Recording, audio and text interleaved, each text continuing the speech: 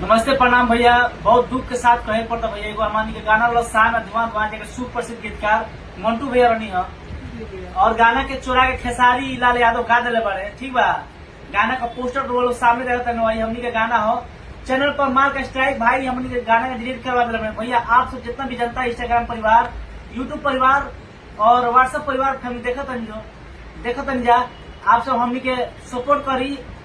के गाना ओरिजिनल है, के कंटेंट ओरिजिनल हो, आप सब प्यार आशीर्वाद दी और इतना दूर तक पहुंचा दी संदेश ताकि खेसारी लाल यादव को भी पता चले कि हाँ वो छोट गरीब कलाकार में कितना पावर होला।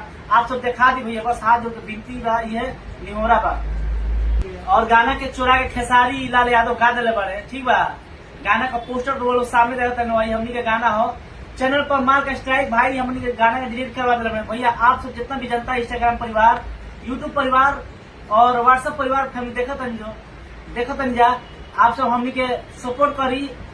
के गाना ओरिजिनल है, के कंटेंट ओरिजिनल हो, आप सब प्यार आशीर्वाद दी और इतना दूर तक पहुंचा दी संदेश ताकि खेसारी लाल यादव को भी पता चले कि हाँ वो छोट गरीब कलाकार में कितना पावर होला। आप सब दिखा दी भैया, बस हाथ जोड़ के विनती बा, ये निहोरा बा।